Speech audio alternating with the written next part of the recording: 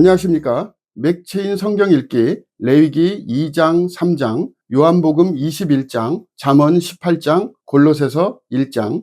첫 번째, 레위기 2장 3장 소재와 화목제 규례. 본문 이해에 도움이 되는 배경과 맥락을 소개합니다. 레위기 2장은 곡식을 하나님께 드리는 소재의 규례를 다룹니다. 소재는 주로 고운 가루, 기름, 유향을 사용하여 불에 태워 하나님께 향기로운 제물로 드립니다. 이 제사는 제사함이 아닌 감사와 헌신의 표현으로 하나님께 자신의 수확을 드리는 감사의 의미가 있습니다. 3장은 화목제에 관한 규례로 이 제사는 하나님과의 화평을 상징하며 제물의 일부는 하나님께 태워드리고 나머지는 제사장과 제사를 드리는 사람이 함께 나눕니다. 소제와 화목제 모두 하나님과의 관계 회복과 공동체 안에서의 화목을 강조하는 제사입니다. 본문의 중요 구절을 소개합니다. 레위기 3장 1절에서 2절. 사람이 만일 화목제의 제물을 예물로 드리되 소로 드리려면 수컷이나 암컷이나 흠없는 것으로 여호와 앞에 드릴지니 그 예물의 머리에 안수하고 회막문에서 잡을 것이요 아론의 자손 제사장들은 그 피를 제단 사방에 뿌릴 것이며. 본문을 적용하는 데 도움이 되는 가이드라인입니다. 오늘날 우리는 하나님께 감사와 헌신의 마음으로 살아야 합니다. 물질적 풍요나 일상의 작은 것들도 하나님의 은혜로 여기며 감사해야 합니다. 또한 하나님과 화목한 관계를 유지하는 것이 중요하며 이웃과의 평화로운 관계 역시 신앙인의 중요한 삶의 모습입니다. 예수님을 통한 화목의 은혜를 기억하며 우리의 삶이 하나님께 드려지는 향기로운 제물이 되어야 합니다. 두 번째, 요한복음 21장. 예수님의 부활 후 제자들과의 만남과 베드로의 회복. 본문 이해에 도움이 되는 배경과 맥락을 소개합니다. 요한복음 21장은 부활하신 예수님께서 디베랴 호수에서 제자들에게 나타나시는 장면을 기록합니다. 제자들은 밤새 물고기를 잡지 못했으나 예수님의 지시에 따라 그물을 던지자 큰 고기를 많이 잡게 됩니다. 이는 예수님의 권능과 공급하심을 상징하며 이후 예수님은 베드로에게 3번 내가 나를 사랑하느냐고 물으시며 그의 과거 부인을 회복시키고 그에게 양들을 돌보라는 사명을 주십니다. 이 장은 실패한 제자들이 예수님의 은혜로 회복되는 과정을 보여줍니다.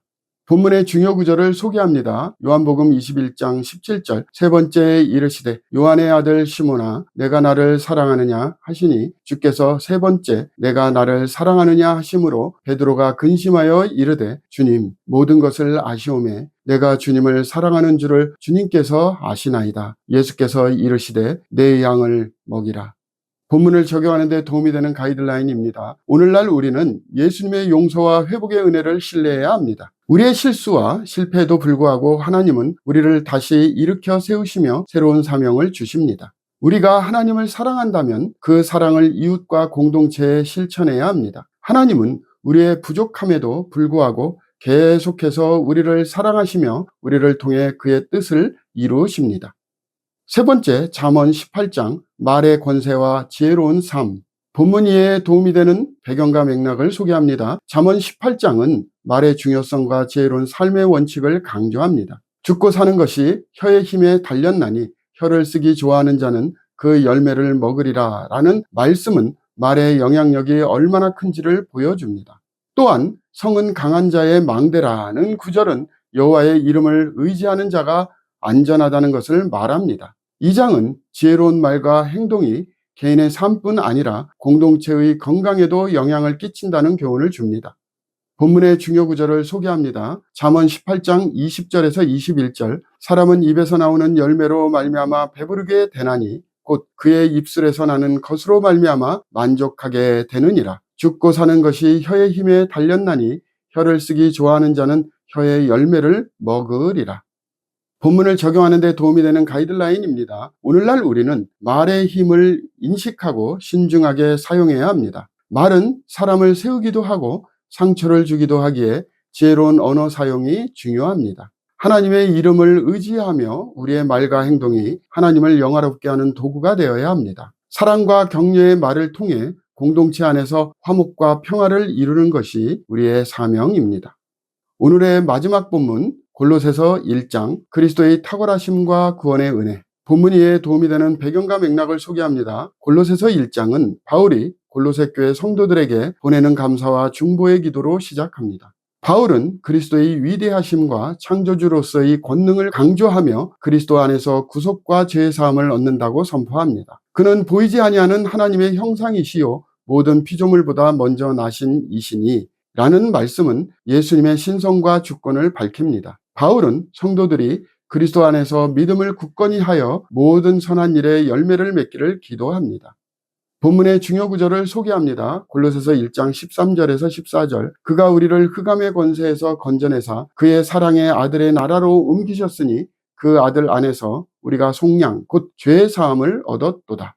본문을 적용하는 데 도움이 되는 가이드라인입니다. 오늘날 우리는 예수 그리스도 안에서 구원의 은혜를 기억해야 합니다. 우리를 어둠의 권세에서 건져내신 하나님께 감사하며 그리스도의 주권을 삶 속에서 인정해야 합니다. 믿음으로 성장하며 선한 열매를 맺는 것이 우리의 사명이며 하나님의 나라를 확장하는 일에 동참해야 합니다. 그리스도의 탁월하심을 삶 속에서 증거하는 것이 신앙인의 본분입니다. 오늘 본문에 골로새서가 시작되므로 골로새서가 쓰여진 목적을 소개합니다. 골로새서는 바울이 골로새 교회 성도들에게 보낸 편지로 예수 그리스도의 탁월함과 그분 안에서의 구원의 완전함을 강조합니다. 당시 골로새 교회는 이단 사상과 철학적 혼합주의의 위협을 받고 있었으며 바울은 그리스도만이 모든 피조물의 주권자이시며 구원의 유일한 길임을 확립하기 위해 이 서신을 썼습니다. 그는 성도들에게 그리스도 안에서의 새로운 삶과 영적 성장을 격려하며 율법주의와 인간 전통에 의존하지 말고 그리스도의 은혜에 뿌리 내릴 것을 촉구합니다. 골로새서는 교회의 머리이신 그리스도와 그분의 구속사역의 충만함을 강조하며 성도들이 신앙 안에서 굳건히 서도록 권면합니다. 또한 그리스도의 사랑과 은혜가 성도의 삶 속에서 열매 맺도록 실천적인 지침을 제공합니다. 이 서신은 모든 시대의 성도들에게 그리스도 중심의 신앙생활을 강조하는 중요한 메시지를 담고 있습니다. 감사합니다.